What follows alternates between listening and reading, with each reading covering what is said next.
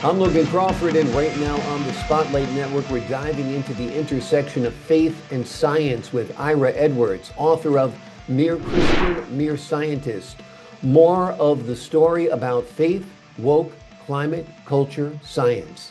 In this thought-provoking book, the author explores how Christianity and science, though both vast and influential, can drift from their moral anchors when stripped to humility and purpose.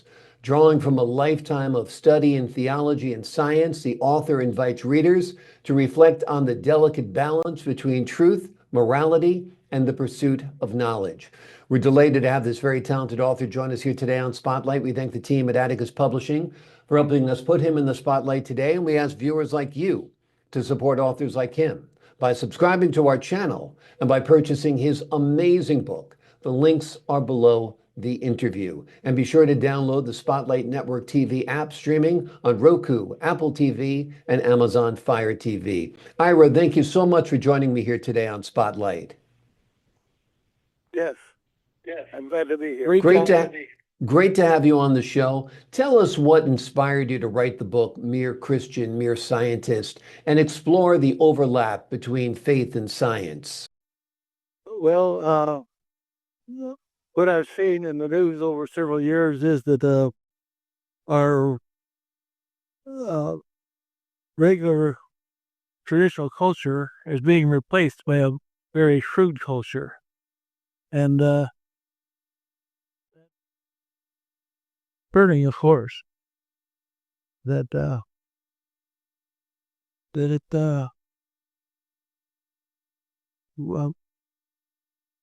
we're being replaced by a shrewder culture. Our culture is more arrogant, less humble, more vulgar, less civil, more deceptive, less honest, more rude, less considerate. And what I've learned about various topics is that it could really be the book. If it had to be a single topic, I'd say that the crude culture is the topic of the book. Jim, what if it needs to be done to get us back on the right path? I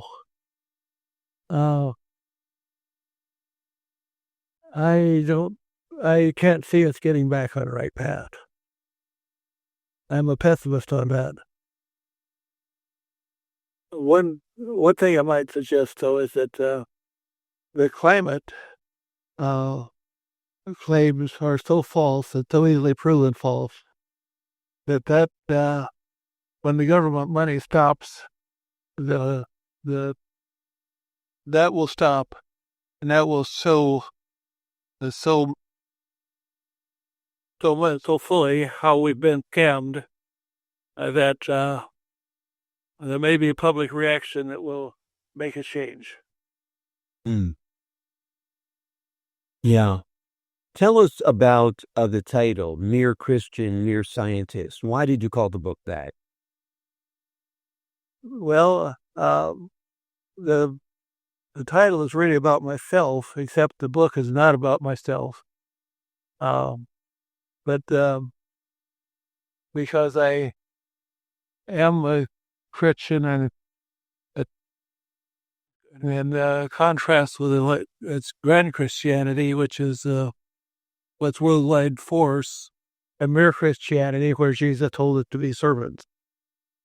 And so, as that relates to these different topics, then there's also grand science, which is what runs the world, actually. But there's no rooting in morality in that it can do damage as well as good. And then there's a mere science, which is just the attempt to find what is true. Then the grand science ultimately depends on that.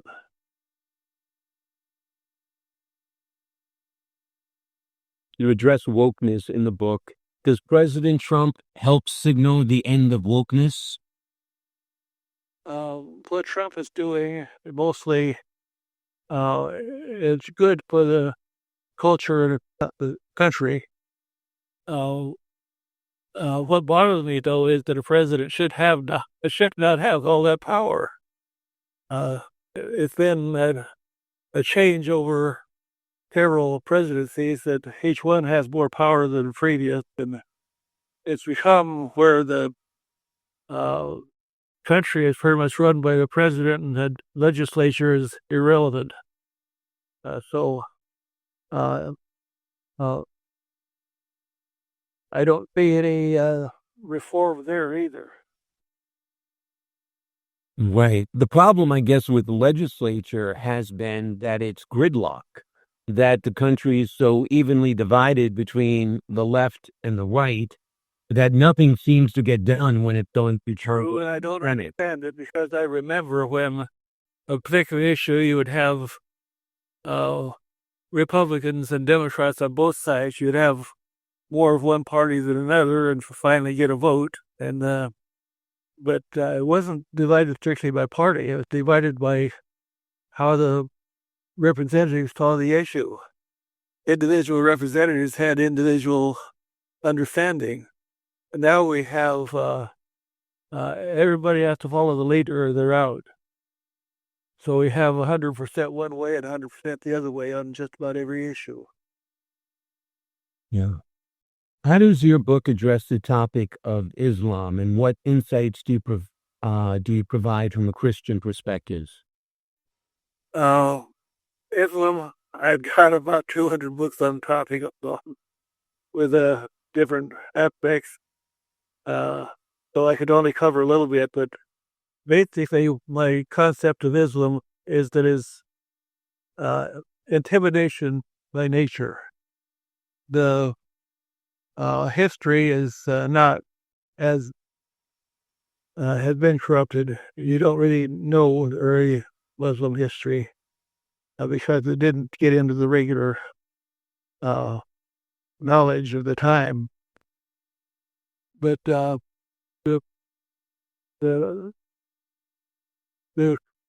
theology that developed is very intimidating. You're going to hell, or a small chance you might actually go to paradise if Allah says so. But their chance of getting that is not very well offered. So you have even the leaders intimidated by their doctrine, and then the leaders intimidate the lesser leaders, and down to the community intimidating the parents, the father intimidating the children, the little boys intimidating the mother and sister, and it's just a system of intimidation. And then, of course, Islam intimidates everybody else. Europe is very badly intimidated by Islam, so that they can't. In England, you can't even say anything against Islam, or you go to jail. That's extreme intimidation. So that's how I would say about Islam. Yeah. By nature, intimidation. Exactly. Talk to us a little bit about politics and the economics of hunger. How do these issues intersect with faith and science? I missed that economics of what? The economics of hunger. Of food insecurity, of people needing to eat. Oh, food insecurity. Yeah. I don't think I can really say much. I did write a book close about 20 years ago on nutrition. I was I find that orthomolecular nutrition is the main trustworthy source of food insecurity. I actually led a college symposium, 3-day symposium on world hunger in 1979. So, what I remember mostly about that symposium is how little we knew. And right now, as for food insecurity, uh, the world is not as bad as it has been. Generally, I would say one reason is that we have better climate, producing better food, have less famine because we have a warmer climate and a longer growing time, and a more CO2 result in more production in drier climate, more production in colder climate. So overall, we have better food production and less famine. But we do have famine; it's a result of politics and not production.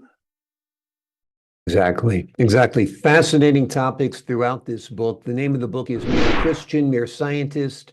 More of the story about faith, woke, climate, Islam, culture, science. It's a thought-provoking book in which the author explores how Christianity and science, though both vast and influential, can drift from their moral anchors when stripped of humility and purpose. Fascinating read. It is thought-provoking, and it is meant to get you thinking about what's happening in the world and in the United States today. Ira, thank you so much for joining us here today on Spotlight. And thank you so much.